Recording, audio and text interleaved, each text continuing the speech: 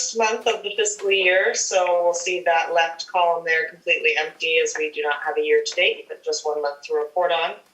I went ahead and put in all of our new budget numbers for the fiscal year and what we approved. So for December of 2020, we had our certification fees of $595, and that came from Kootenai County. We had one water hookup fee of $2,700 up there on Terrace Drive, and then our interest income of $60.07. So this year also is our first fiscal year that we are separating our water and sewer out. And the reason why we're doing that is as we go through our SRF loan, DEQ wants to see our audits separated or our water and sewer separated so that they can better tell what portions or what. So for water user fees, we brought in $16,275. And for sewer, we brought in $14,652. Then a portion of those water fees also are the water capital funds, and that is $3,800. And so in total, our total resources for the month are $38,083. For sewer maintenance, one moment,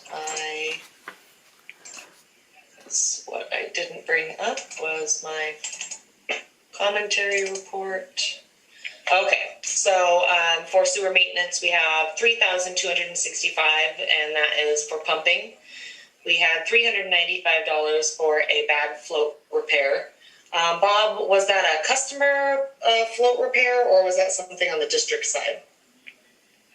That was on the district side. That was the district side. I think it was probably marine, but it's probably pumping, as probably floats and possibly a motor as well. Okay. And then we had $614 for our main turbine issues at the triplex. $2,302 for a customer septic tank repair on Arapahoe. So that was quite a cost for us. And then $585 to replace some septic tank lids. In total, that was that $7,800. Then for water maintenance, we had $93 in some general supplies that we needed, and $558 to troubleshoot the Cape Horn generator. So when I put this treasurer report together, actually 558 of this total 7,000 here is actually down into the water maintenance. It was a misclassification. So decrease the 7,800 and increase the 1,700 by that 558. But we had to troubleshoot the generator 1 and 2 up there at Cape Horn. And then 1,196 to replace the heater in well 8. That was just the first half of the payment. And then there'll be another 1,196 later on, which will reflect in next month. So we had about 156 in vehicle expenses. Routine for our director fees, $250. Dues and subscription, which is QuickBooks and Zoom. Our office supplies, which is ink, system operator, $7,000 every month. And we've also paid our property taxes as we do every December. Our postage and delivery is high this month. It's about doubled because we sent out that information flyer on water and sewer care for the winter, asking people to make sure that their meters were located, their septic lids are located, and informing them that if we have to locate them or find them under the snow, that it could be a cost for them. Not much of a big deal for us this year because I don't think we're going to get snow. But how did that go out? It went out as an additional letter in the envelopes with the bills. So if you don't get an envelope through the mail, how do you get it? Is it because I don't get an envelope? I just get a electronic bill. Well, it was posted and everything on the website as well. So. Well, that kind of concerns me because people that get an electronic bill didn't get that. Yeah, I would like to set up a mass info email flyer. But this is also something that's gone out in previous years as well. It goes on the back of postcards and things like that. But yeah, and it has gone out in emails previously. So yeah, that's a good point though. We will get that mass email list going, because every time I have to go in there and hand do, because I do have my list of emailed customers and stuff, Yeah. but yeah, it's a fun one.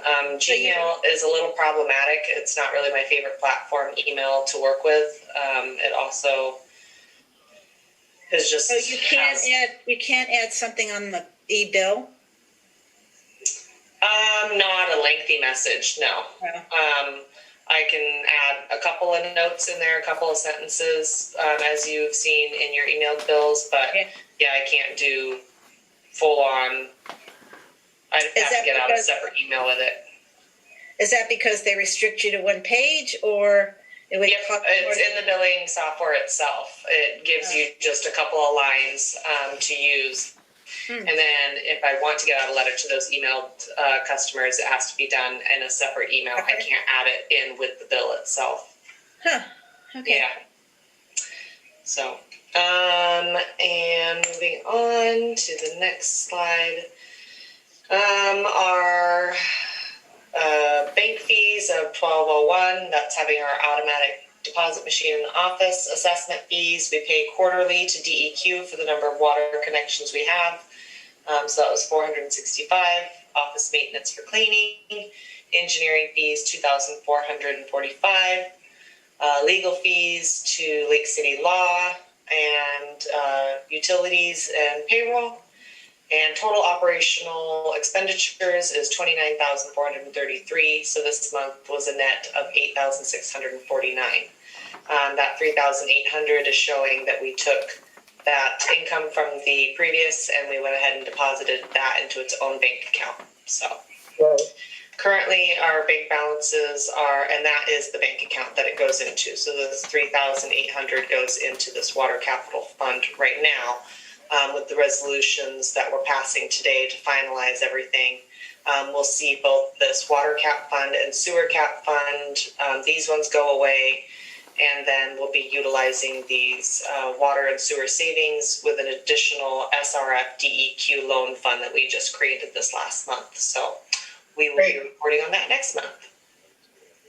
Hey, Jesse, could you, on the profit and loss budget versus actual, could you insert the new budget figures on that report? It looks to me, I think like you did them for the expenses, but not for the income.